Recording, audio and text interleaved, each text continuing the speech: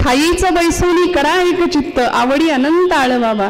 या न्यायाने पंढरपूरला जाता नाही आलं याची रुखरुख न लागू देता भगवंताला आपल्यापर्यंत आणणारे अनेक संत महापुरुष होऊन गेले.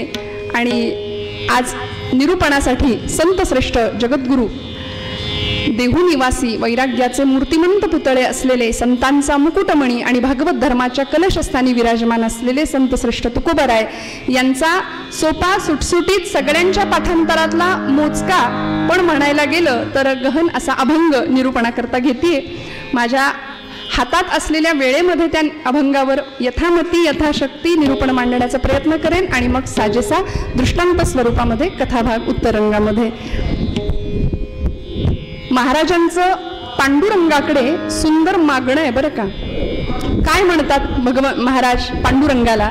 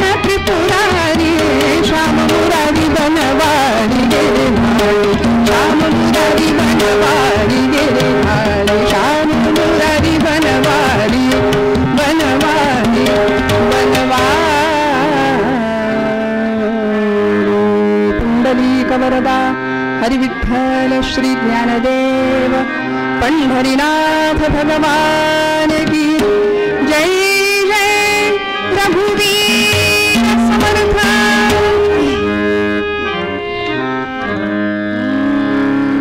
हेची भावी माझी आस जन्मोजन्मी तुझा दास पंढरीचा वार करी वारी चुकोने दे हरी। संत संग सर्व काळ अखंड प्रेमाचा कल्लोळ पंढरीचा वार करी वारी चुकोने दे हरी।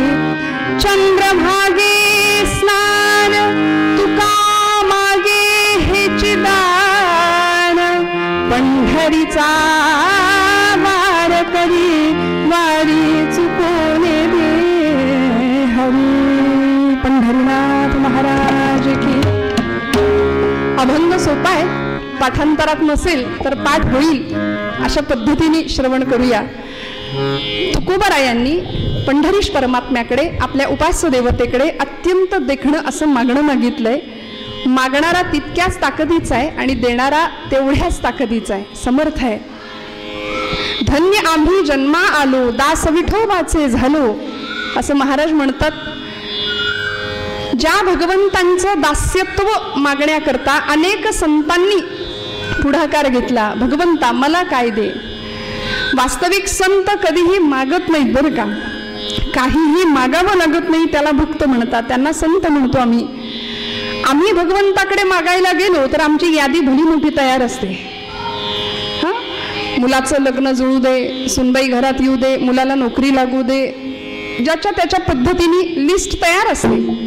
आम्ही प्रापंचिक माणसं, आमच्या मागण्यांना मर्यादाच नाहीत, अखंड मागतच आहोत।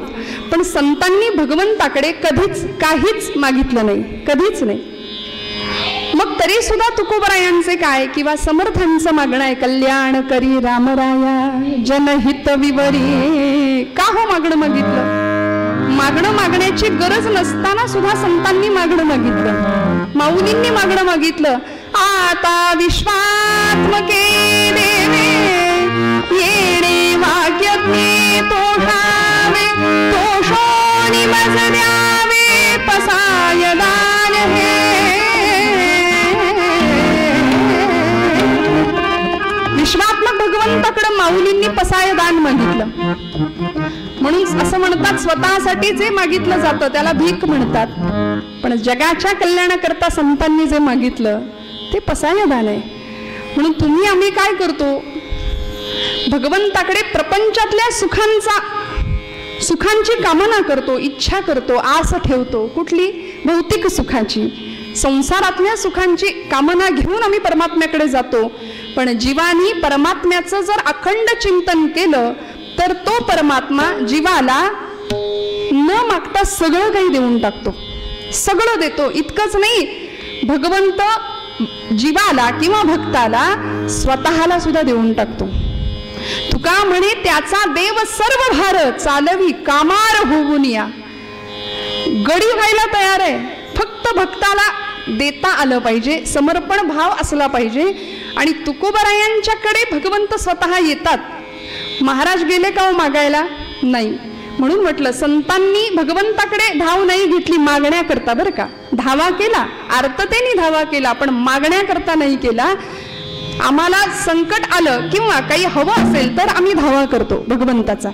तुकोबरायांनी धावा या करता नाही केला, भगवंताकडे मागणं मागितलं, कारण भगवंतच मागे लागले होते, माग माग माग म्हणून काहीतरी।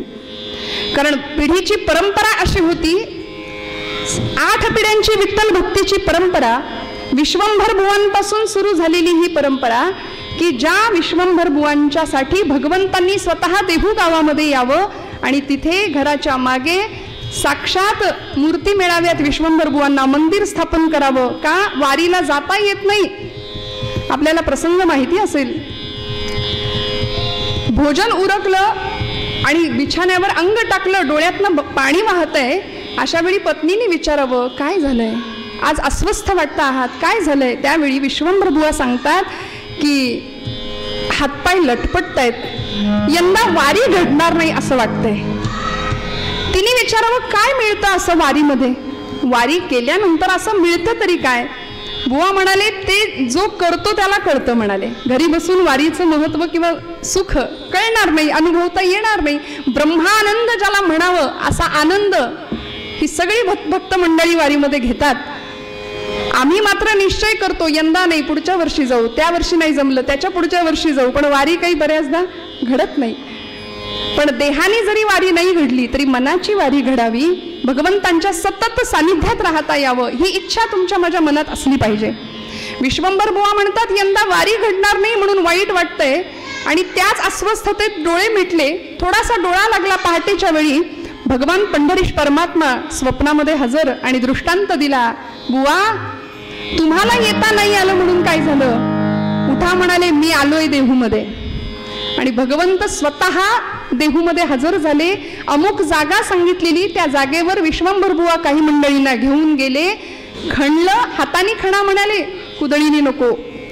माती बाजूला केली आणि कुणीतरी मुद्दाम आणून ठेवाव्यात अशा विठ्ठल रुक्मिणीच्या मूर्ती तिथे दिसल्या. मंदिर स्थापन झालं आणि त्या पिढीमध्ये जन्माला आलेले आमचे तुकोबाराय. पुढच्या काळात महाराजांचे आई वडील बोल्लोबा आणि आई कनकाई. बोल्लोबांचं तर असा भक्तीचं सामर्थ्य होतं, सावकारी होतीच, पण तरी सुद्धा हे बोल्लोबा ज्यावेळी पंढरपूरला जायचे आणि पांडुरंगाच्या समोर उभे राहायचे तेव्हा पांडुरंगाने काय करावं, मान खाली घालावी, कटेवर हात, आणि मान खाली आहे कुणाची, देवाची.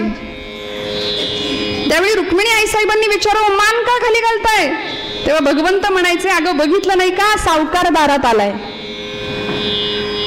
आणि तो असा तसा नाही, सावकार दारात आला की कर्जदाराने मान खालीच घालायची असते म्हणाले.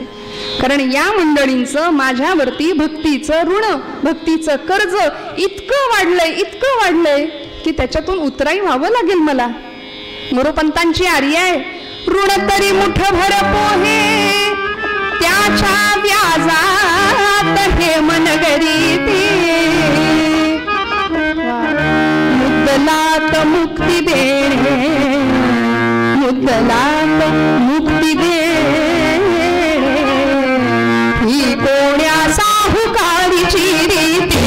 रामा राम राम हरे हरे राम राम राम राम हरे हरे राम राम राम राम सीतापते राम राम राम राम रघोत्तम राम राम राम राम हरे हरे राम राम.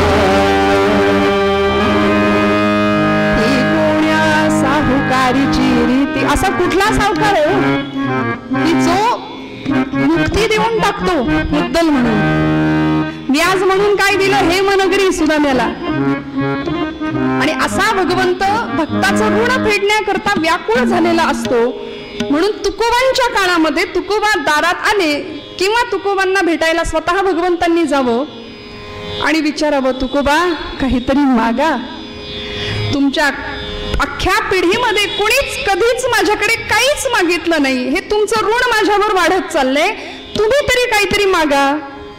तुकोबा काय म्हणाले, म्हणले देवा तू काय मला देणार रे, तू काय देणार मला, माझ्या वडिलांची मिराशी गा देवा. माझ्या वाडवडिलांची मिरास आहे, ऍसेट आहे, संपत्ती, आमच्याकडचं वारसा हक्काने आलेलं काय आहे माहितीये. माझे शब्द नाही, गाथेमध्ये महाराज म्हणतात तुझे चरण गहाण पांडुरंगा, तुझे चरण आमच्याकडेच गहाण आहेत, तू आमच्याकडेच आलेला आहेस. म्हणून तूच जर आम्हाला प्राप्त आहेस तर तुझ्याकडून आम्ही अजून काय घ्यायचं, मला काही नको देवा, मला काही नको. कल्पना करा ना महाराजांच्या जागी आपण असतो तर, है की नाही. मी तर लोकसभेचं विधानसभेचं तिकीटच मागून घेतलं असतं, आमची लिस्ट तयार असते की नाही. पण महाराज म्हणले काही नको, काही नको. तरी सुद्धा भगवंत म्हणताय तुकोबा माझ्यासाठी काहीतरी मागा, माझ्या इच्छेकरता काहीतरी मागा. महाराज म्हणले ठीक आहे, मागायचं नाही हे खरंय, पण माग माग माग म्हणून माझ्या मागं लागलायस, मागतो. काही इच्छा नाहीये खरं तर, पण तरी सुद्धा तुझ्या इच्छेकरता मागावं म्हणून एकच सांगतो देवा, जन्मोजन्मी तुझा दास हेची भावी माझी आस जन्मोजन्मी तुझा दास.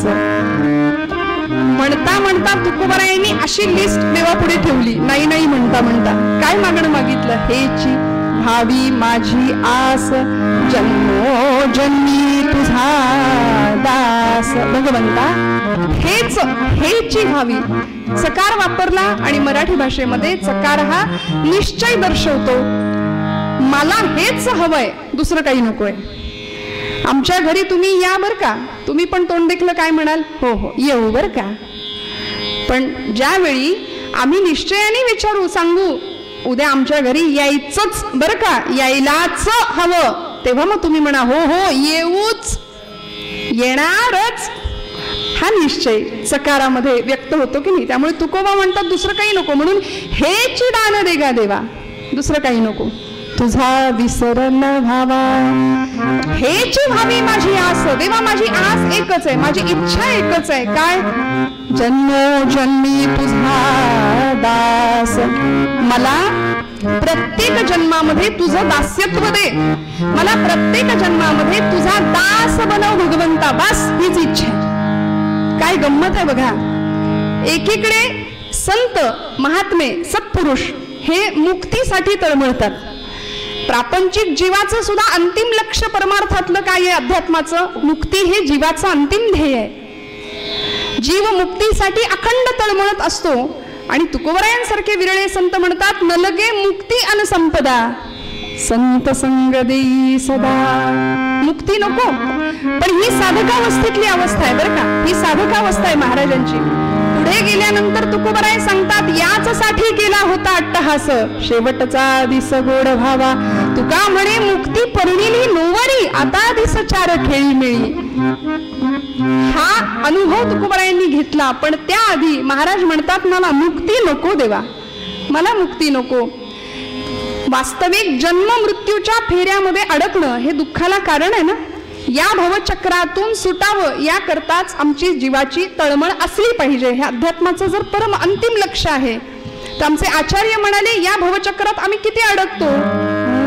पुनरपि जन्म पुनरपि मरण पुनरपि जननी जठरे शयनम इह संसारे खलु दुस्तारे कृपया पारे पाहि मुरारे भज गोविंदम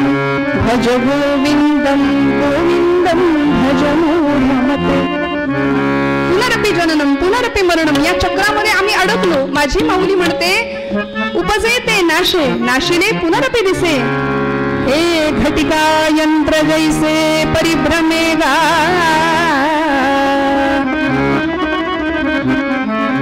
घटिका यंत्र कुणाचं आयुष्य तास काट्यासारखं आहे, कुणाचं मिनिट काट्यासारखं आहे, कुणाचं सेकंद काट्यासारखं आहे. आत्ता होता, आत्ता एवढ्यात आम्ही काल एकत्र बोललो, चहा घेतला, आता नाहीयेत. घटिका यंत्र जैसे परिभ्रमेगा.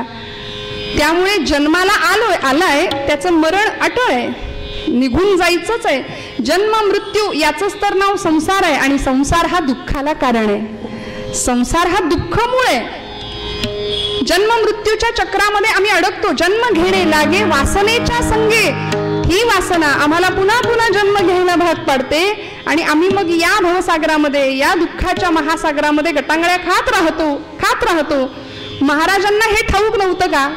ठाऊक आहे की मी पुन्हा पुन्हा जन्माला यावं अशी इच्छा भगवंताकडे व्यक्त करतोय. एकदा नाही म्हणले, एका जन्मात तुझा दास नाही व्हायचंय. हेची व्हावी माझी आस जन्मोजन्मी तुझा दास.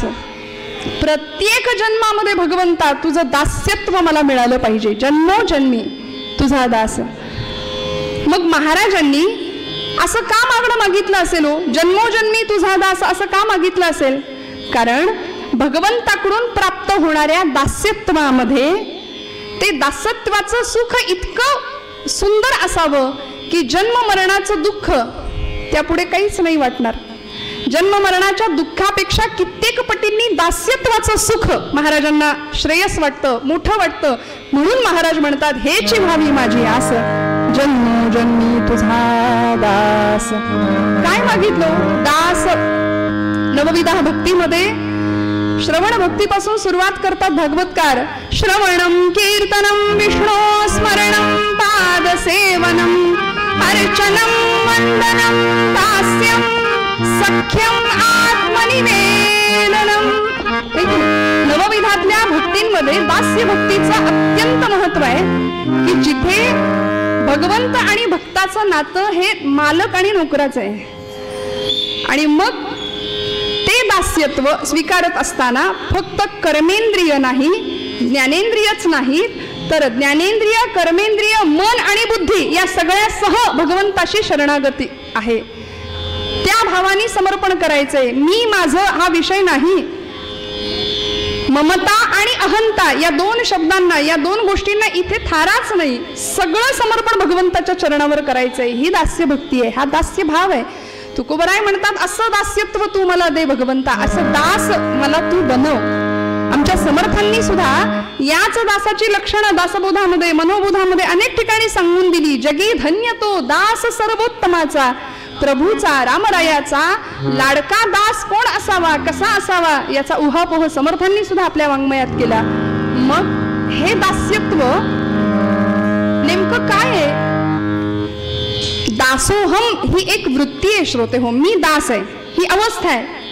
मी दास आहे.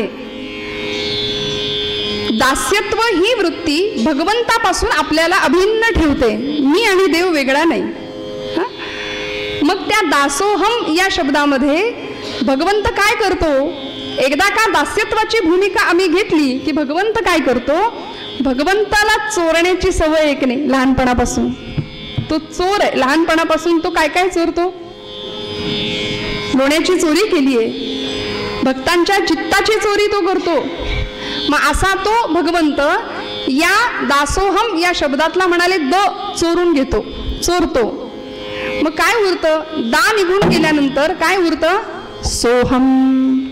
मग दासोहम पासून सुरू झालेली आमची भक्ती कुठपर्यंत जाऊन पोहोचते? पूर्णविराम कुठे? सोहम वासुदेवम सर्वमिती, किंवा मी तो वासुदेव तत्वता. भगवंत ईश्वर सर्वभूतानां पण हृदयेषु तिष्ठती भ्रामयन् सर्वभूतानि यंत्रारूढानि मायया. भगवंताचं विश्वव्यापक अस्तित्व आहेच आहे. एको देवः सर्वभूतेषु गूढः सर्वव्यापी सर्वभूतांतरात्मा. उपनिषदकार सांगतात की भगवंत आहे इथे. मी तोच आहे, तो मी आहे. देव पहावयासी गेलो तेथे देवची होऊन ठेलो. हा अनुभव तुकोबरायांना मिळाला. पण ते अनुभवण्याआधी मला द्वैतातच राहायला आवडेल.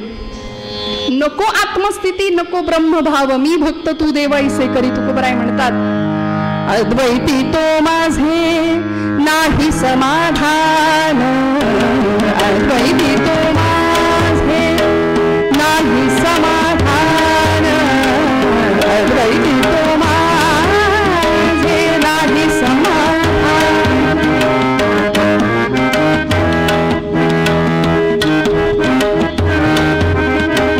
ठेवुनी निराळा, ठेवुनी निराळा राही माझ देवभक्तपण, सुखाचा सोहळा देवभक्तपण, सुखाचा सोहळा देवभक्तपण, सुखाचा सोहळा.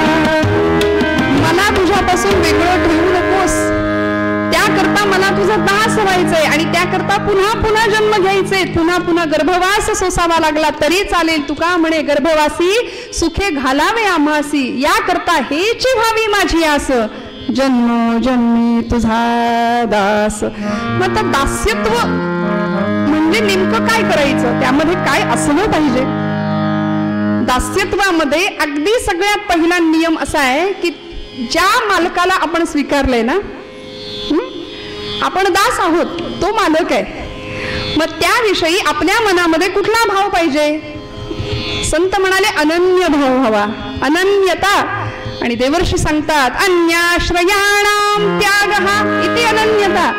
इतर कुठल्याही आश्रयाचा त्याग आणि एकच आश्रय प्रभुचरणांचा, याला म्हणायचं अनन्यता.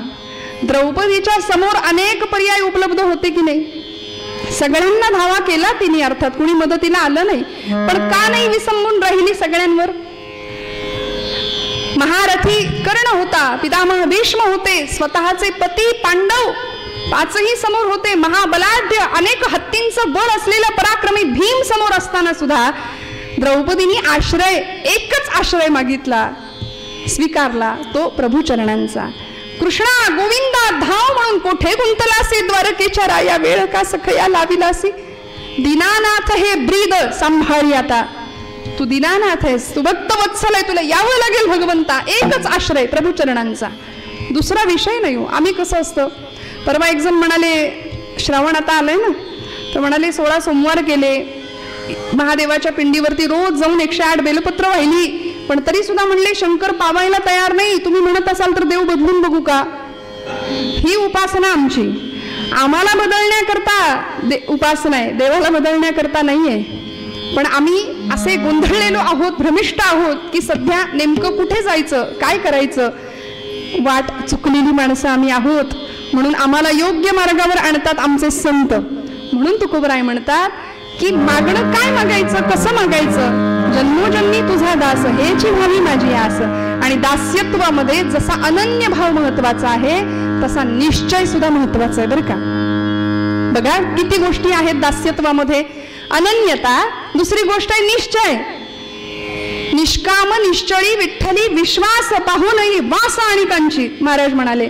मग हा जो निश्चय आहे तो कुठे असला पाहिजे, तो आपल्या इष्टदेवते प्रती असला पाहिजे, की तो सोडून दुसरं काही नाही, तो सोडून दुसरं काहीच नाही. तुकोबरायांना दुसरे देव नाही का हो दिसले. ब्रह्मदेवांना उपास देवता बनावी किंवा त्यांचं दास्यत्व मागावं तर म्हणाले ते यांच्याच नाभीतून आलेत, निर्माण झालेत, त्यामुळं यांचंच दास्यत्व मागूया. बरं महादेवांना उपास देवता किंवा त्यांचं दास्यत्व मागावं तर म्हणाले त्यांना यांनीच डोक्यावर घेतलंय. त्यामुळे एवढंच नाही, माझ्या भगवंतांचा मोठेपणा एवढा मोठा आहे की भक्तानं मारलेली लाथ सुद्धा भगवंत वत्सलांछन म्हणून भूषण म्हणून मिरवतो. मग असा भगवंत माझा आहे तर म्हणाले त्याचंच दास्यत्व स्वीकारूया. म्हणून जन्मोजन्मी तुझा दास हेची व्हावी माझी आस. काय मागतात तुकोबराय अजून?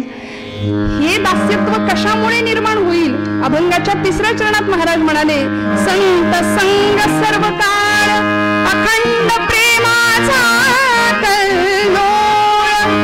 मला काय दे भगवंता, जन्मोजन्मी हेची व्हावी माझी आस, जन्मोजन्मी तुझा दास एक. संत संग सर्व काळ, अखंड मला संतांचा संग दे. आणि काय दे? अखंड प्रेमाचा कल्लोळ, अखंड प्रेम दे भगवंता. मग असा संतांचा संग प्राप्त व्हावा याकरता संतांच्या ठिकाणी आहे काय हो? आमचे समर्थ म्हणतात संत विश्रांतीची विश्रांती, संत तृप्तीची निज तृप्ती, ना तरी भक्तीची फलश्रुती ते संता. संत आनंदाचे स्थळ, संत सुखाची केवळ,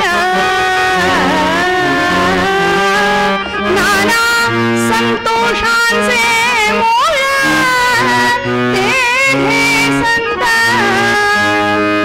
संत आनंदाचे खरा विसावा, खरी तृप्ती, खरी विश्रांती जर हवी असेल तर आम्हाला संतांच्या जवळ गेलं पाहिजे. म्हणून महाराज म्हणाले संत संग सर्व काळ अखंड प्रेमाचा कल्लोळ. आणि काय हो, संतांची या गावी प्रेमाचा सुकाळ नाही, तळमळ दुःखलेश. दुःखही नाही आणि क्लेशही नाही, कुठलेच याला थाराच नाही हो संतांच्या चरणाशिवाय.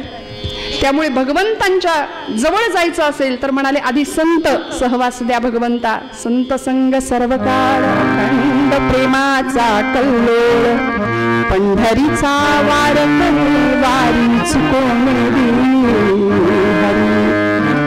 मागणं असं दिव्य आहे. पंढरीचा वारकरी बनव म्हणाले भगवंता मला. माझी वारी चुकणार नाही याची जबाबदारी तू घे. काय हुशार असतात संत बघा. माझी वारी चुकू देणार नाही याची जबाबदारी तू घ्यायची. तू माझी वारी घडव. प्रत्येक कर्म भगवंताला अर्पण केलं जावं, प्रत्येक कर्म भगवंत आपल्याकडून करून घेतो ही भावना असावी. आणि यापुढे जाऊन तुकोबरायांनी शेवटच्या चरणामध्ये असं मागणं मागितलं, चंद्रभागे स्नान तुका मागे हे चंद्रभागेचं स्नान भगवंता मला अखंड दे, कारण भगवंतांचा चंद्रभागेचं तीर्थ हे द्रव अवस्थेतलं भगवंतांचं रूप आहे बरं का. त्यामुळे भगवंत स्वतःच त्या चंद्रभागेच्या रूपाने, त्या तीर्थाच्या रूपाने आमच्या जवळ आहेत. म्हणून त्या चंद्रभागेचं स्नान, आता म्हणजे काय ते जो अनुभवतो त्याला कळतं. त्यामुळे असं स्नान मला घडू दे. तुका मागे हे चिदान, बस देवा, या पलीकडे मला काही नको, काही नको. मागण्यामध्ये सुद्धा कशी उदात्तता असावी, किती समर्पण असावं, याचं उत्कृष्ट उदाहरण म्हणजे तुकोबरायांचा हा अभंग आहे बरं का. 4 चरणांचा सोपा अभंग आहे. आणि मग भगवंत त्या भक्ताकरता काय करत नाही, सगळं करायला तयार होतो. अश्वत्थाम्यानी, द्रोणाचार्यांचा पुत्र अश्वत्थाम्यानी ज्यावेळी ब्रह्मास्त्र सोडलं, पांडवांचा शेवटचा वंश संपवायचा होता, उत्तरेच्या गर्भावरती परीक्षिती राजाला संपवण्याकरता ब्रह्मास्त्र सोडलं, जळत आलेलं ते अस्त्र उत्तरेच्या गर्भावरती प्रहार केलाय. त्यावेळी द्रौपदी शेजारी आहे आणि द्रौपदी उत्तरेला सांगतेय, गोविंदाला हाक मार, नाम घे. म्हणून दास्यत्वामध्ये ज्या पद्धतीने अनन्यता, ज्या पद्धतीने निश्चय महत्वाचा आहे, त्या पद्धतीने नामचिंतन सुद्धा महत्वाचं आहे. अखंड नाम. मला असं वाटतं द्रौपदी ही सासू आहे ना उत्तरेची, सासूनी सुनेला हेच सांगितलं पाहिजे, काय, नाम घे. नाही तर बघ बरं कुठली सिरियल लागली आहे, वाजले बघ किती, लाव. असं नाही, नाम घे बाई, तू नाम घे, मी नाम घेते, दोघींनी हातामध्ये जपमाळा. कसं भांडण होईल, कसा विवाद होईल, वाद होईल घरामध्ये, जो होईल तो संवादच होईल बघा तुम्ही. त्यामुळे द्रौपदी उत्तरेला सांगते, नाम घे, भगवंताला हाक मार. आणि द्रौपदी उत्तरा धावा करतायत, हे गोविंदा, हे माधवा, धाव. भगवान लांब कुठं होते हो, ते होतेच जवळ. ते आले आणि उत्तरेला अशा प्रसंगामध्ये म्हणताय, मला तुला काहीतरी मागायचंय. मरणप्राय यातनांनी विव्हळणारी उत्तरं सांगते, देवा या प्रसंगात तुला काय हवंय माझ्याकडून, माझं रक्षण कर भगवंता. त्यावेळी भगवंत म्हणतात, मला मी मागेन ते देशील का. उत्तरा म्हणते, माग देवा, काय देऊ तुला. भगवंत यावेळी म्हणतात, उत्तरे मला तुझं मातृत्व दे. मला सांगा, भगवंतांना अशक्य होतं का हो उत्तरेच्या गर्भामध्ये प्रवेश करणं. पण नाही, 2 माता होत्या, एक जन्म देणारी, एक सांभाळणारी, तरी सुद्धा भगवंतांना हे मातृत्व कमी पडलं की काय. आणि परवानगी घेतली तिची आणि मग गर्भामध्ये प्रवेश केलाय, मग परीक्षितीचं रक्षण केलंय. परिणाम नामचिंतनातून सिद्ध झालेलं दास्यत्व, आणि त्या दास्यत्वासाठी भगवंत गर्भयातना स्वीकारायला सुद्धा तयार होतो. पुन्हा पुन्हा पुन्हा पुन्हा गर्भवास स्वीकारायला तयार होतो. म्हणून तर येतो कशाला, संभवामी युगे युगे. प्रत्येक युगामध्ये गर्भवास आहे, प्रत्येक युगामध्ये देव काय येतो तर तुमचं माझं दुःख दूर करण्याकरता. आणि असं दास्यत्व तुम्हाला मला कळावं याकरता तुकोबरायांचा हा अभंग. महाराज म्हणतात, पंढरीचा वार करी, वारी चुकोने रंगात थांबते. हा आशय मनात राहावा म्हणून तुकोबरायांच्या अभंगाचा एकदा आठव करूया. आणि असा कोण भक्त होता की ज्याच्याकरता भगवंत सुद्धा व्याकुळ झाला, त्या भक्ताचं चरित्र उत्तर भागामध्ये बघूया.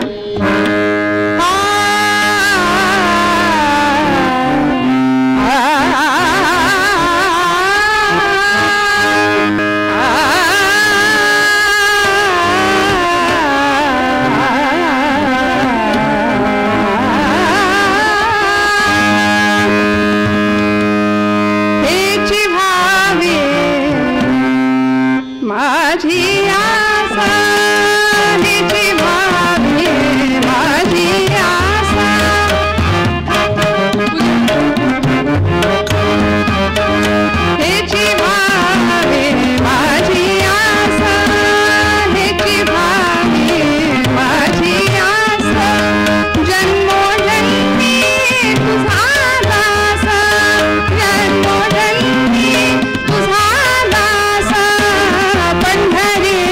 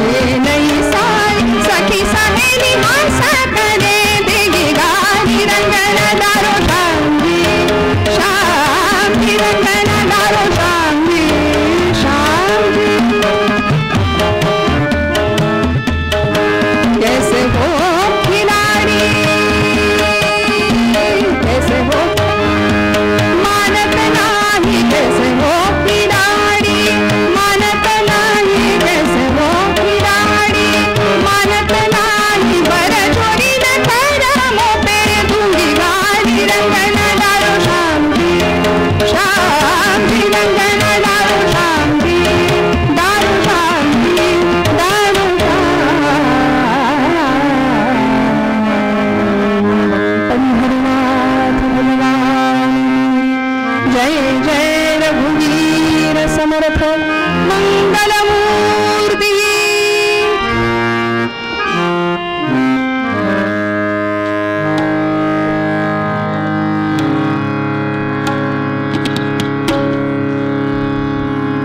कथेच्या नियमाप्रमाणे थोडा वेळ हरिनामाचा गजर करूया.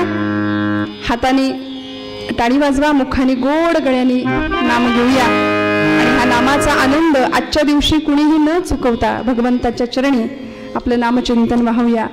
सगळ्यांचा आवाज येऊ द्या, मोकळ्या मनाने आणि मोकळ्या गळ्याने द्या.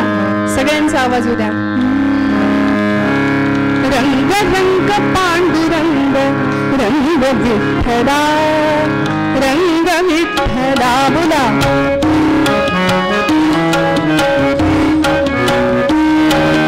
रंग विठ्ठला रंग रंग पांडुरंग रंग विठ्ठला, रंग विठ्ठला.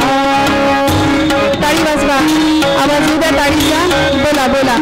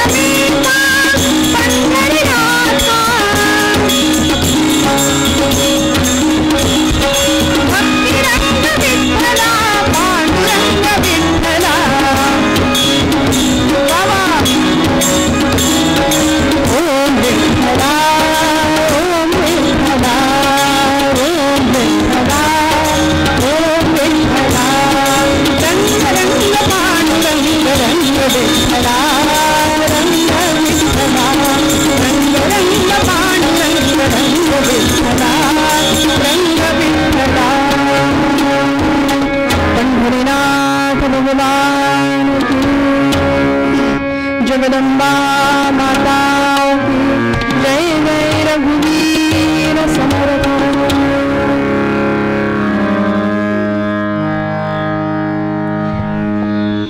जे या भक्तीची येतुनी प्राप्ती, ते कैवल्या ते तरवते सर्व म्हणती.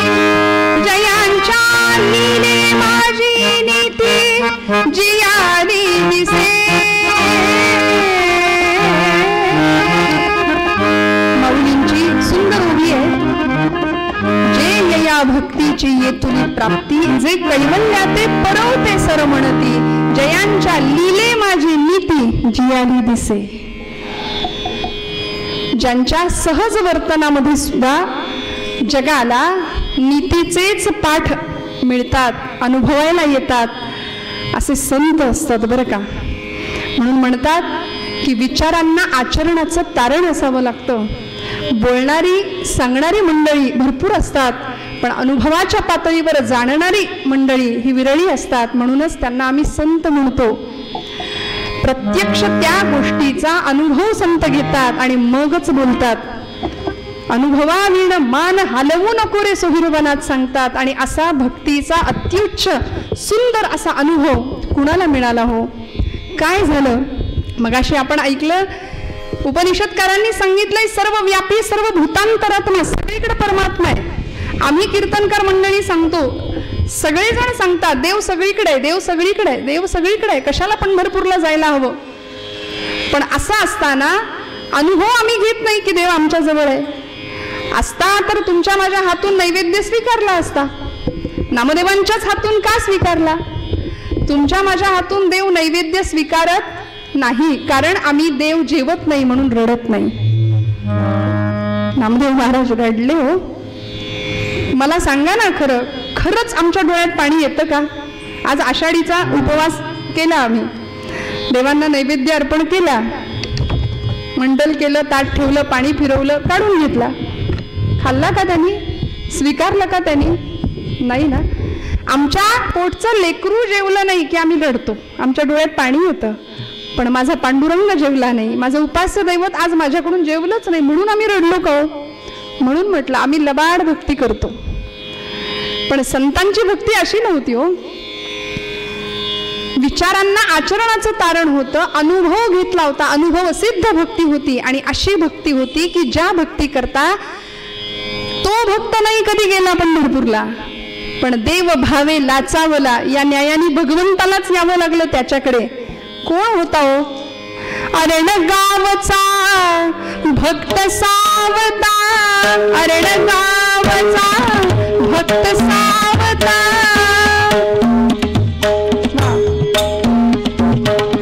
अरण गावचा भक्त सावता, माळी धन्य झाला, माळी धन्य झाला, जयाने वनमाळी मोहिना, जयाने वनमाळी मोहिना.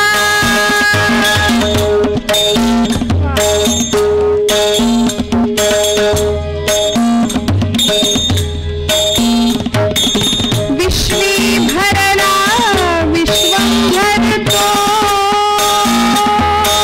विश्वी भरला विश्वंभर तो, नाम विभो त्याचे, तत्वाने हृदय बसे साचे, तत्वाने हृदय बसे साचे. अरण गावचा भक्त सावता, माळी धन्य झाला, जयाने वनमाळी मोहिना, जयाने वनमाळी मोहिना, जयाने वनमाळी मोहिना. पंढरपुरापासून काही अंतरावर असणारं अरणभेंडी नावाचं गाव, आणि त्या गावचे हे संत सावतामाळी सावतोबा. भक्तीचा असा सुंदर आदर्श होता. भगवंताची भक्ती कशी करावी, ज्या पद्धतीने भगवंतांनी गीतेमध्ये सांगून ठेवलंय, यत् करोषि यदश्नासि यज्जुहोसि ददासि, यत् तपस्यसि कौन्तेय तत्कुरुष्व मदर्पणम्. आपण जे जे कर्म करू ते प्रत्येक कर्म ते सत्कर्म भगवंताला अर्पण केलेलं असावं. अर्पण करतोय या भावनेने करावं. आणि हे भगवंतांचं सांगणं तंतोतंत ज्यांनी आचरलं असे आमचे सावतोबा, की ज्या अरण गावामध्ये त्यांचं वास्तव्य आहे. पंढरपुरापासून काही अंतरावर असलेलं हे गाव, हजारो शेकडो किलोमीटर प्रवास करून सुद्धा काही मंडळी पायपीट करत पंढरपूरला पोहोचतात आषाढीच्या दिवशी. आणि हे संत मात्र गळ्यामध्ये तुळशीची माळ आहे, कपाळाला बुक्का आहे, अखंड विठ्ठलाचं स्मरण आहे. आणि असं असताना सुद्धा पंढरपूरला कधीच नाही गेले. का हो? कारण याचं उत्तर आहे, जे कर्म केलं त्या कर्मामध्ये भगवंत पाहिला. जळी स्थळी काष्ठी पाषाणी प्रत्येक ठिकाणी भगवंताचं अस्तित्व अनुभवलं. मोरोपंत सांगतात त्या पद्धतीनं, भू जल तेज समीर ख रवी शशी काष्ठादिकी असे भरला, स्थिर चर व्यापुनी अवघा जो जगदात्मा दशांगुने उरला. हा अनुभव ज्यांनी घेतला असे आमचे सावतोबा. काय व्यवसाय होता? माळी होते, हिरवागार मळा फुलवलेला, पांडुरंगाच्या भक्तीचा तो मळा. कांदा मुळा भाजी, कांदा मुळा भाजी, काय भाव होता हो? कांदा मुळा भाजी, कांदा मुळा भाजी, कांदा मुळा भाजी, कांदा मुळा भाजी. अवघी विठाई माझी, अवघी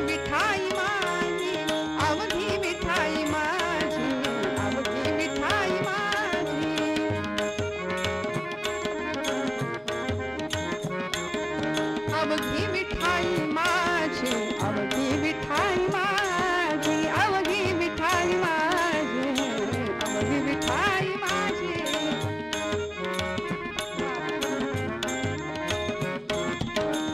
लसूण मिरची कोथिंबिरी, लसूण मिरची कोथिंबिरी, अवघा झाला माझा हरी, अवघा झाला माझा हरी.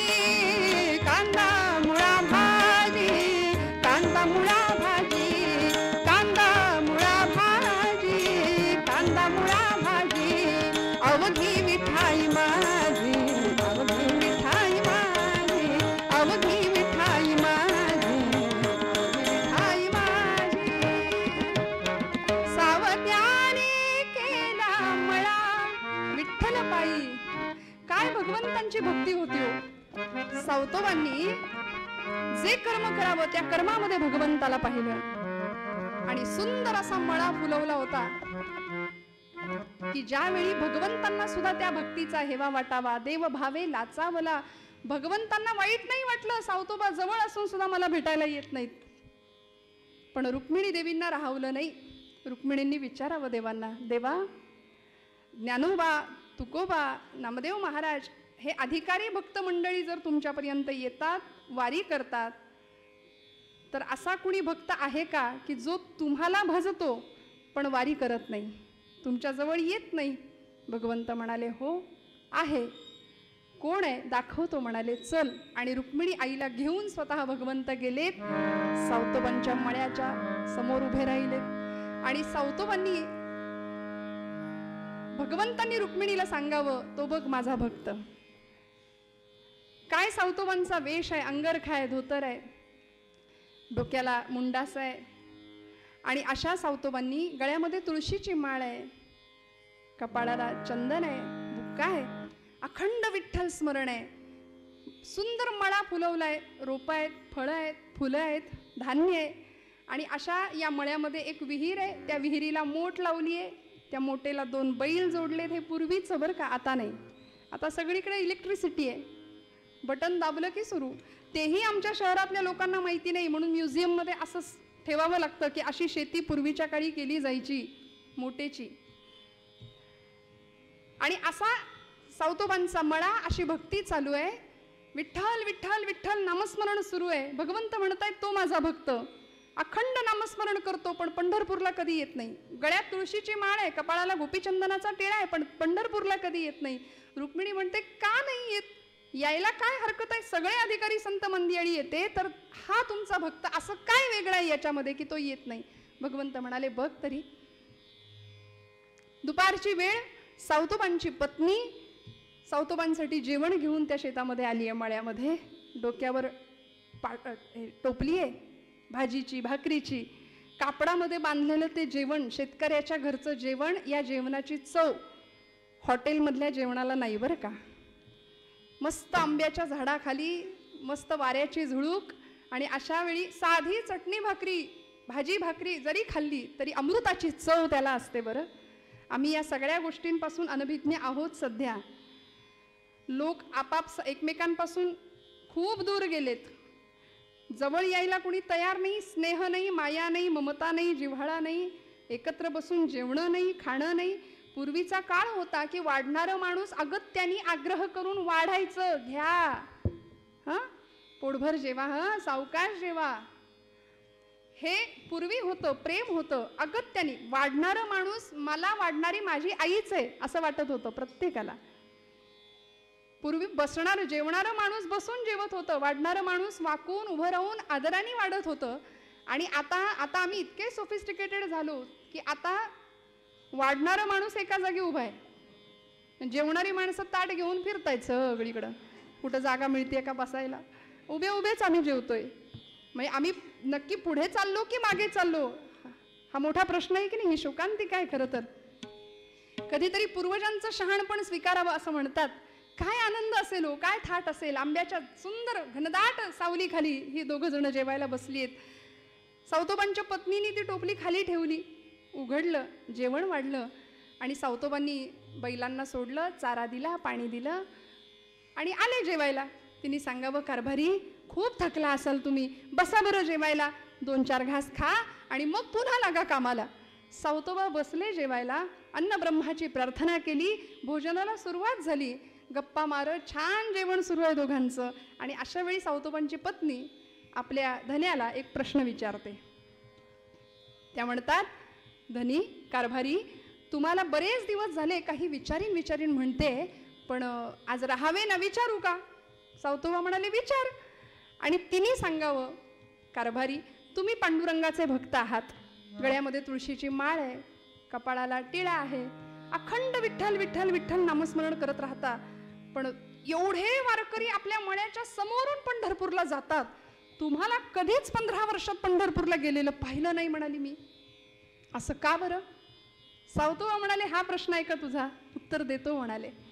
अगं वेडे, एवढे सगळे लाखो वारकरी आपल्या मळ्यासमोरून पांडुरंगाला भेटण्याकरता जातात, एक रात्र ते आपल्या इथं मुक्काम करतात, मग त्यांना आपण शिधा देतो, मग ते इथे जेवतात, तृप्त होतात, मग पुढच्या प्रवासाला जातात. मला सांग, आपणच इथून गेलो तर या सगळ्यांच्या मुखातनं माझा परमात्मा इथे तृप्त होतोय, जेवतोय, मग या सगळ्यांना सोडून, यांची सेवा करण्याचं सोडून मी कसा जाऊ पंढरपूरला, सांग बरं. आणि खरं सांगू का कारभारने, अगं पांडुरंग विटेवरच आहे असं कुणी सांगितलं तुला? भक्तांच्या हृदयामध्ये तो आहे, भक्ताच्या कामामध्ये कर्मामध्ये तो आहे. भगवंत कुठे नाही असं म्हणून सावतोबांनी हात धुतला, उठले, बैलांच्या जवळ गेले, बैलांच्या पाठीवर हात फिरवला आणि म्हणाले, कारभारने सांगू का तुला? सारे ग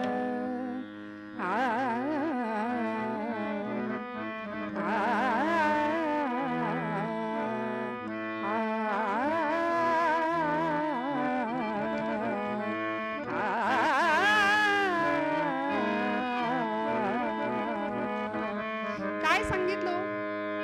बैलांच्या पाठीवर हात फिरवला आणि सावतोबा आपल्या बायकोला सांगतायत, विठ्ठल विठ्ठल विठ्ठल, माझा विठ्ठल कुठे सांगू का?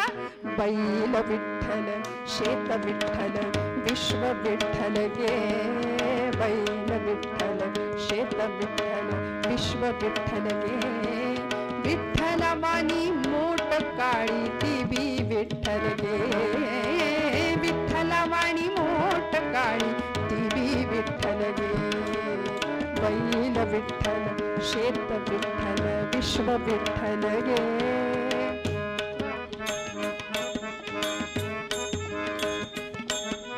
विठ्ठलवाणी मोठ काळी ती बी विठ्ठल गे. विठ्ठलवाणी मोठ काळी. काय सांगू तुला? पोपटला घुमोर मैना चिमणी विठ्ठल गे. पोपटला घुमोर मैना चिमणी विठ्ठल गे. चिमणी वाणी नागू माझी ती बी विठ्ठल गे. चिमणी वाणी नागू माझी ती बी विठ्ठल गे. बैल विठ्ठल, शेत विठ्ठल, विश्व विठ्ठल गे. विठ्ठलवाणी मोठ काळी ती बी विठ्ठल गे.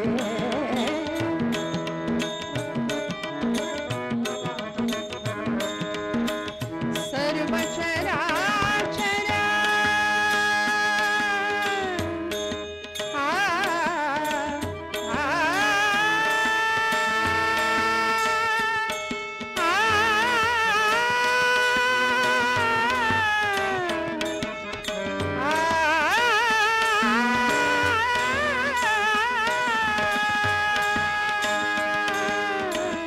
सर्व चराचर,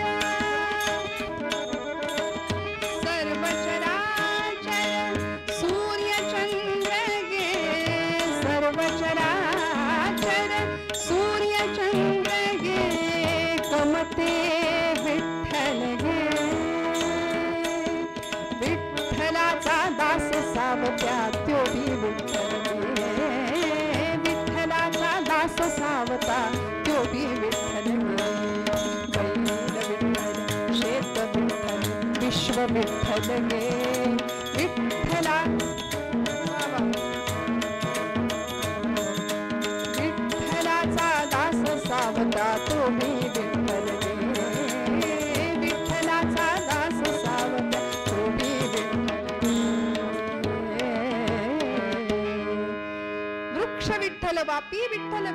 विठ्ठल गे, कारभारने काय सांगू, वेलीवानी सखये माझी तू बी विठ्ठल गे. सगळंच विठ्ठल आहे. आपली नागू विठ्ठल स्वरूप आहे, हे बैल विठ्ठल स्वरूप आहे, हे शेत विठ्ठल स्वरूप आहे, विठ्ठलासारखी काळी मोठ विठ्ठल स्वरूप आहे. मला सगळंच विठ्ठल स्वरूप दिसतं, मग पंढरपूरला जायची काय गरज. असं बोलत असताना त्यांची 8 वर्षाची मुलगी नांगिता धावत आली. रुक्मिणी आई साहेबांनी हा संवाद ऐकला आणि भगवंत म्हणाले, तुझ्या प्रश्नाचं उत्तर तुला मिळालं का. हो म्हणाल्या. समाधानाने परतल्या पंढरपुरामध्ये. आणि इथे नांगितानी आपल्या बाबांच्या गळ्याला मिठी मारली आणि हळूच सांगते, बाबा तुम्ही आत्ता पांडुरंगाविषयी काही बोलत होता का हो, पांडुरंगाविषयी काहीतरी गप्पा मारत होता का. खरं सांगू का बाबा, आमच्या शेजारच्या त्या मळ्यातल्या माझ्या सगळ्या मैत्रिणी आहेत की नाही, त्या यंदाच्या आता येणाऱ्या एकादशीला सगळ्या पंढरपूरला जाणार आहेत. बाबा आपण पण जाऊया का पंढरपूरला, आपण पण जाऊया का. आता सावतोबांना असा प्रश्न पडावा की पत्नीला जे तत्वज्ञान सांगितलं, भगवंत सर्वाभूती आहे, आता हे तत्वज्ञान या लहान लेकराला कसं सांगायचं. अधिकार तैसा करू उपदेश ही संतांची धारणा होती.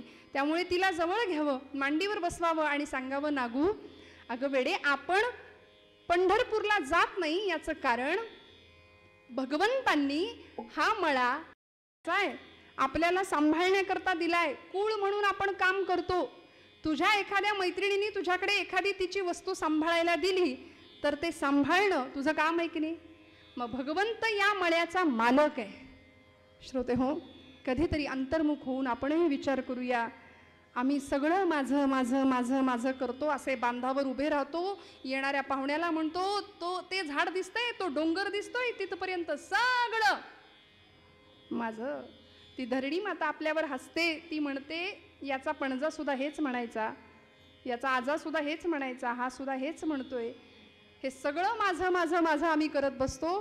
पण किती जणांना कळलं या सगळ्याचा मालक पंढरीश परमात्मा आहे, भगवंत आहे, परब्रह्म आहे, परमात्मा आहे. त्या लेकराला तिला समजेल अशा भाषेमध्ये सावतोबा सांगतायत की पांडुरंग या मळ्याचा मालक आहे. मालक आहे बाबा, मग येत का नाही कधी चौथाई वसूल करायला, खंडणी वसूल करायला. मालक आहे ना.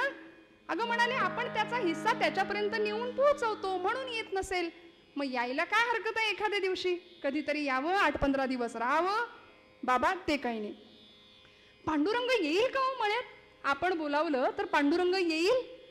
आणि सावतोबांचा भाव बोलून गेले, नागू तू बोलावलंस तर भगवंत निश्चित येईल. माझा भगवंत दयाघन आहे, भक्तवत्सल आहे. आपण धावा केला की तो येतो, येईल असं सावतोबा म्हणाले आणि त्या लेकरांनी मनावर घेतलं. ते काही नाही, नवमीचा दिवस होता, दशमी आणि एकादशी 3 दिवसांच्या अंतरामध्ये नवमीच्या दिवशी ही मुलगी हट्टाला पेटली आणि बाबांना सांगितलं पांडुरंग मळ्याचा मालक आहे, मालक इथे आला पाहिजे. आता मालकाला आणायचंय तर दासानी काय करायचंय. अनन्यता, निश्चय असा पक्का होता, निश्चय असा दृढ भाव होता आणि नामचिंतन होतं. विठ्ठल विठ्ठल विठ्ठल विठ्ठल नामघोष सुरू झाला. पटकन 4-5 भाजीच्या पेंड्या, भाजीची पानं खुडली, पेंड्या बनवल्या, परकराच्या ओच्यामध्ये त्या सगळ्या पेंड्या घेतल्या आणि धावत गेली. रस्त्यावरती उभी राहिली, दिंड्या जात होत्या ना त्या रस्त्यावर, की कुणाजवळ तरी ही भाजी द्यावी आणि पांडुरंगापर्यंत पोहोच करावी, म्हणजे मालकाला निरोप देता येईल की ये म्हणून. आणि म्हणून उभी राहिली, बराच वेळ ताटकळत उभी आहे, तिष्ठत उभी आहे. कुठलीच दिंडी दिसेना आणि एक दिंडी येताना दिसली. बरं आनंद वाटला. बाबांनी सांगितलंय तू बोलावलंस तर तो येईल. नुसतं बोलवायचं कसं, काहीतरी वस्तू पाठवूया, मग निरोप देऊया, ये म्हणून. म्हणून ही रस्त्यामध्ये उभी राहिली आहे आणि सगळ्या येणाऱ्या वारकऱ्यांना पाहिलं, आनंदाने ऊर भरून आला. डोळ्यातनं अष्टसात्विक भाव जागृत झाले, धारा वाहू लागल्या. आणि एका वारकऱ्यांना, समोरच्या वारकऱ्यांना सांगत होती, वारकरी दादा पंढरपूरला चाललात काय. हो म्हणाले, पंढरपूरला चाललोय. मग ऐकलं का, आमचा हा जो मळा आहे की नाही, त्या मळ्याचा मालक आहे म्हणे पांडुरंग. ऐका ना, माझी ही भाजी एवढी तुम्ही पांडुरंगाला नेऊन द्याल का. आता ते वारकरी होते, गळ्यात माळ होते, पण माळेचा अर्थ सगळ्यांनाच कळतो असं. ते जरा उलट्या काळजाचे होते, सावतोबांचा द्वेष करणारे होते. ते म्हणाले, पुरी बाप तर कधी जात नाही पंढरपूरला, आणि ही तुझी भाजी तिथपर्यंत न्यायला आम्हाला काही गडी समजलीस? चल हो बाजूला वाटेतन, म्हणून तिला ढकललं. भाजी सगळी खाली पडली. तुडवत तुडवत निघून गेले. सावतोबांच्या डोळ्यातनं टचकन पाणी यावं. म्हणाले, या लेकरात जर पांडुरंग दिसला नाही तर तो विटेवर कसा दिसेल? आणि सावतोबांचं म्हणणं खरं ठरलं बरं. नाही विटेवर दिसला पांडुरंग. या लेकरामध्ये भगवंताचं अस्तित्व नाही जाणवलं त्यांना. परिणाम, ती मंडळी निघून गेली. नागू रडायला लागली. ही 8 वर्षाची मुलगी रडत रडत रडत पुन्हा परकराचा ओचा केला. पुन्हा ओच्यात भाजी घेतली. सावतोबांना मिठी मारावी. सावतोबा म्हणाले, रडू नको बाळा, काहीतरी खाऊन घे. नाही, खाणार नाही. पांडुरंग जोपर्यंत मळ्यात येत नाही तोपर्यंत मी अन्नाचा कण आणि पाण्याचा थेंब सुद्धा घेणार नाही. नाही जेवणार. आणि ते लेकरू, नवमी संपली, दशमी उजाडली, 2 दिवस झाले उपाशी आहे. काय करायचं? दुसऱ्या दिवशी पुन्हा एकदा रस्त्यामध्ये उभी आहे. पुन्हा वारीची वाट पाहतीये, दिंडी येते का एखादी. आणि आता मात्र सहृदय दयागण भगवंत हेलावले. नाही पाहवलं भक्ताची तळमळ. आणि भगवंत स्वतः वारकऱ्याच्या वेशामध्ये दाही दिक्पालांना वारकरी म्हणून उभं केलं. स्वतः मृदंग घेऊन हातामध्ये उभे आहेत आणि निघाले. आपलंच नाव आपल्याच मुखाने घेतायत. जय विठ्ठल जय हरी विठ्ठल, जय विठ्ठल जय हरी विठ्ठल, जय विठ्ठल जय हरी विठ्ठल, जय विठ्ठल बाबा, जय विठ्ठल जय हरी विठ्ठल, जय विठ्ठल जय हरी विठ्ठल, जय विठ्ठल जय हरी विठ्ठल. कीर्तन सूर्य हरिभक्ती परायण दत्तदास बुवा घाग यांनी एवढी बहार या आख्यानामध्ये केली आहे की कुणालाही, कुठल्याही कीर्तनकाराला हे आख्यान माहिती नाही किंवा जसंच्या तसं पाठ नाही असं नाहीये. काय सुंदर दादा म्हणायचे, चंद्रभागे तीरी करताल करी झाला वारकरी, हा झाला वारकरी रंगला भजनी हा श्री हरी, रंगला भजनी हा श्री हरी. जय विठ्ठल जय हरी विठ्ठल, जय विठ्ठल जय विठ्ठल जय हरी विठ्ठल, जय. स्वतः अनंत कोटी ब्रह्मांड नायक दिंडी घेऊन समोर उभे आहेत. आणि ही नागू रस्त्यावर उभी आहे. आधी असं म्हणतात, दुधाने तोंड भाजलं की ताक सुद्धा माणूस फुंकून पितो. आधीचा अनुभव वाईट होता, म्हणून थोडं सावधपणे समोर गेली आणि विचारलं, वारकरी दादा पंढरपूरला निघालात ना? हो म्हणाले. माझं एक काम कराल का? काय काम आहे बाळा? अहो, आमचा हा जो मळा आहे ना, त्या मळ्याचा मालक म्हणजे पांडुरंग आहे. त्याला ही भाजी एवढी नेऊन पोहोचवता का, देता का? स्वतः अनंत कोटी ब्रह्मांड नायकांनी तिच्या हातातली भाजी घ्यावी. म्हणाले बाळा, अगं भाजी तर दिलीस, पण वस्तू देताना वस्तूबरोबर काहीतरी निरोप असतो. तो काही निरोप आहे का? तिला इतका आनंद झाला. ती म्हणाली, काका किती दयाळू आहात तुम्ही, दादा किती छान आहात तुम्ही, अगदी आमच्या पांडुरंगासारखे आहात म्हणाले दयाळू. भगवंत म्हणले, हिने ओळखलं की काय आपल्याला, मेकअप चुकलं की काय? आणि त्यावेळी तिने सांगावं, भगवंता वारकरी दादा ही भाजी घ्या. आणि निरोप एवढाच आहे, निरोप असा आहे की पांडुरंगाला म्हणाव कधीतरी ये एकदा मळ्यामध्ये, मालक आहेस ना, अरे मग कधीतरी बघ काम कसं चालू आहे. आणि एकटा येऊ नको म्हणाव बरं का, एकटा येऊ नको म्हणाव, सोबत रुक्मिणी आईसाहेबांना घेऊन या. आणि नुसते आणू नका, त्यांना असं सांगा की मी तुम्हाला कसलंही काम पडू द्यायची नाही, माझ्या बाबांना सांगून उत्तम झोपडी बांधून देईन, रोज मोगऱ्याच्या फुलांचा गजरा सुद्धा करून देईन. सांगाल ना निरोप? म्हणून पांडुरंग परमात्मा निघाले पुढे. आणि हिच्या काय मनात आलं, म्हणाली, ओ दादा थांबा म्हणाली, आता तुम्ही जाणार तिकडे पंढरपुरात, एवढी गर्दी, त्या गर्दीमध्ये तुम्ही माझा निरोप तिथपर्यंत पोहोचवणार. आणि जर पांडुरंगाच्या लक्षातच नाही राहिलं तर काय करायचं? त्यापेक्षा असं करा, तुम्ही जा आणि माघारी येताना तुम्ही तुमच्याबरोबर घेऊनच या म्हणाले पांडुरंगांना, भगवंतांना आणि आई रुक्मिणीला. भगवंत निघाले हो. आणि हिला एवढा आनंद झाला. बाल सुलभ स्वभाव, भाव असा विलक्षण होता.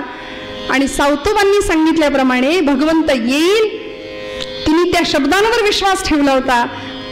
निरोप व्यवस्थित पोचणार याची खात्री झाली होती. आणि ही नाचायला लागली अक्षरशः. सगळ्यांना सांगायला लागली, मैत्रिणींना सांगायला लागली, शेजारच्या सगळ्या मित्रांना सांगायला लागली, आता येईल, आता येईल, आता येईल आमचा धनी, आता येईल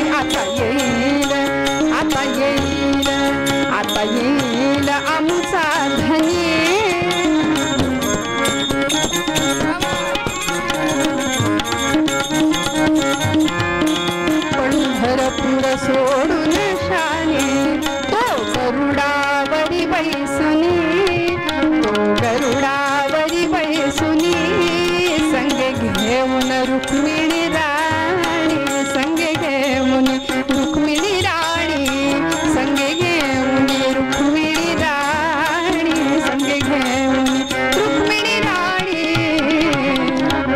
भगवंत येणार, पांडुरंग येणार म्हणून नाचायला लागली. आणि बघता बघता उपवास केलेल्या या मुलीनी नवमी, दशमी आणि एकादशीचा दिवस उजाडला. हो, वाट पाहते भगवंत येणार, भगवंत येणार. पण लेकराच्या पोटात अन्नाचा कण नाही, पाण्याचा थेंब नाही. संकल्प निश्चय असा होता की भगवंत आल्याशिवाय जेवणार नाही, भगवंत आल्याशिवाय पाण्याच्या थेंबाला स्पर्श करणार नाही. 8 वर्षाची लेक सावतोबांना बघवलं नाही लेकीकडे. डोळे खोल गेले, पोट खपाटीला गेलं होतं, चेहरा निस्तेज पडला. पोरीला उचलून घेतला आणि सावतोबांनी भगवंताची करुणा भाकावी. पांडुरंगा, मी शब्द दिला भगवंत येतो म्हणून, तिने तुझी करुणा भाकली. भगवंता, तू तिला सांगून गेलायस येतो म्हणून, तुला यावं लागेल, तुझा शब्द तुला राखावा लागेल. पांडुरंगा, हाक मारली आर्त भावानी. आणि इकडे पंढरपुरामध्ये एकादशीचा दिवस, ही वारकऱ्यांची गर्दी, सगळी मंडळी जमलेली आहेत. नामदेवांचं कीर्तन चंद्रभागेच्या वाळवंटामध्ये रंगलेलं आहे. आणि नाचू कीर्तनाचे रंगी ज्ञानदीप लावू जगी या न्यायाने नामदेव महाराज कीर्तनाला उभे आहेत. स्वतः पांडुरंग कीर्तनामध्ये नाचावा हा अलौकिक अधिकार ज्यांचा होता असे नामदेव महाराज. सागमनी सानी गमग गमध गमग सा, कीर्तनाचा गजरा होतो, कीर्तनाचा गजरा होतो. संत भार पंढरीत, संत भार पंढरीत, संत भार,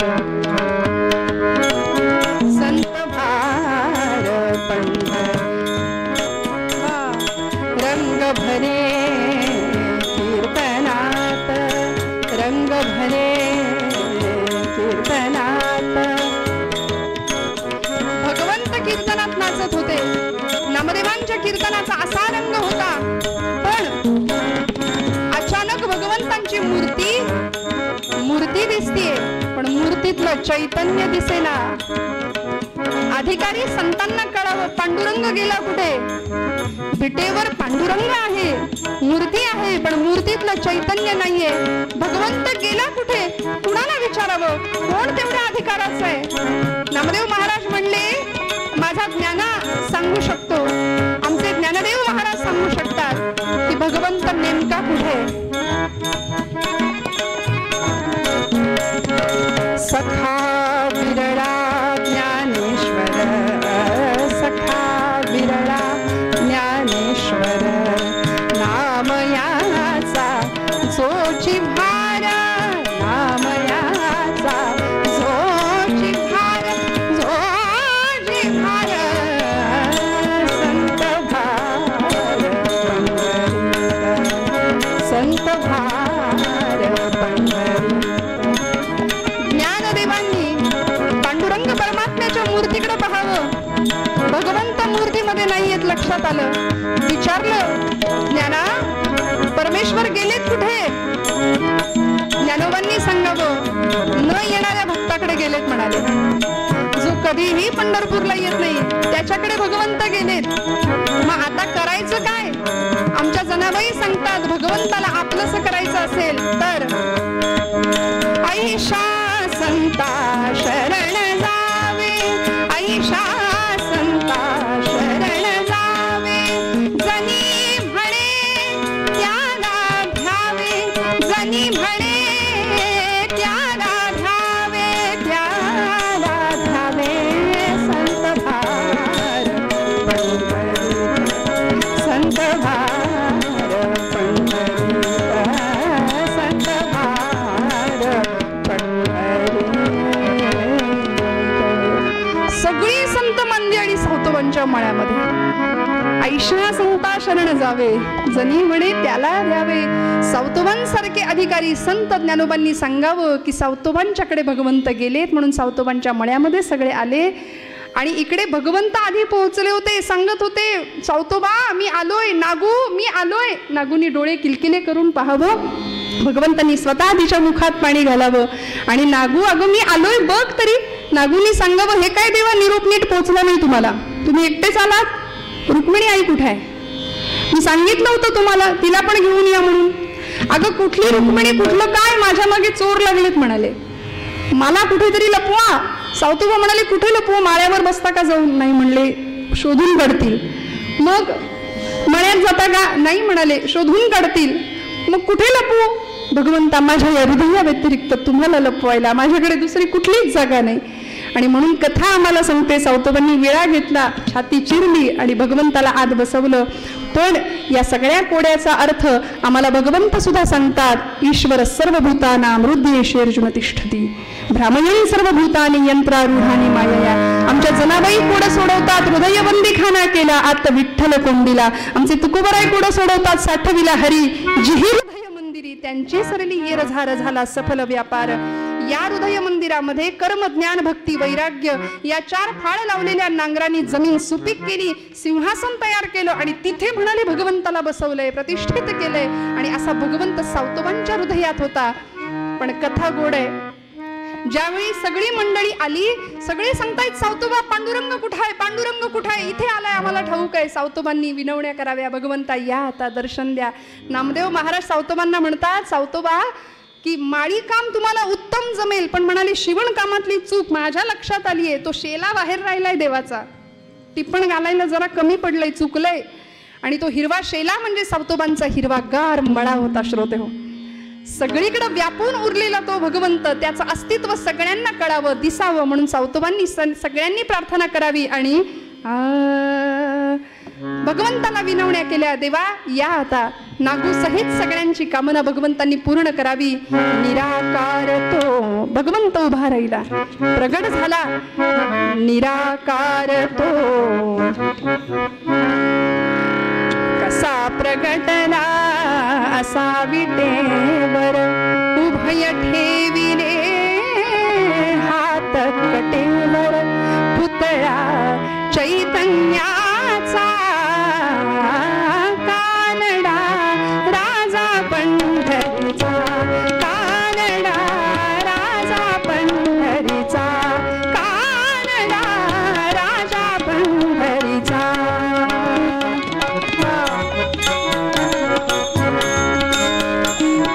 हा नाम्याची खीर चाखतो चोखोबाची गुरे राखतो. हा नाम्याची खीर चाखतो चोखोबाची गुरे राखतो. पुरंदराचा हा परमात्मा, पुरंदराचा हा परमात्मा. बाली दामाजीचा कानडा राजा पंढरीचा, कानडा राजा पंढरीचा, कानडा राजा पंढरीचा.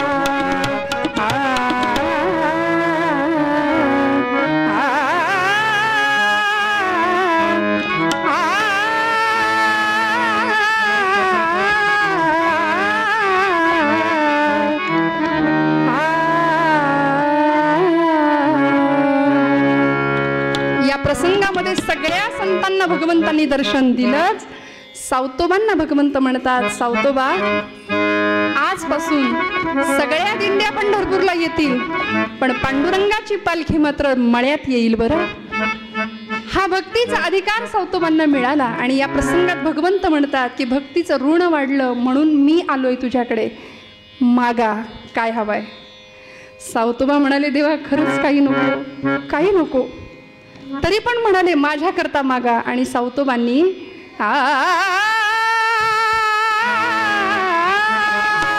सावतोबांनी मागितलं जे पुढच्या काळामध्ये तुकोबरायांनी मागितलं.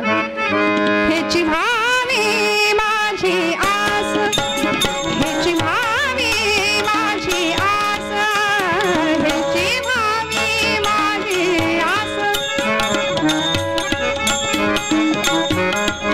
जन्म जन्मी तुझा दास, जन्म जन्मी तुझा दास. पंढरी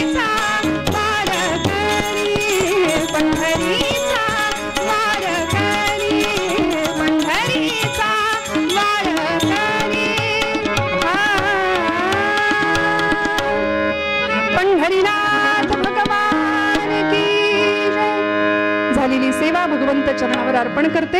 पुन्हा एकदा परमादरणीय हरिभक्तीपरायण सुहास सरांना मनापासून धन्यवाद देते. आपण सर्व या मंदिराचे व्यवस्थापक सगळ्यांना धन्यवाद देते. कीर्तनाचे उत्कृष्ट साथीदार योगेशदादा भूषणदादा मनापासून नमस्कार करते आणि झालेली सेवा पांडुरंगाच्या चरणी अर्पण करते. संतांनी जे मागणं मागितलं ते मागणं मागूया, आरती करून थांबूया. हे चिदान देगा देवा तुझा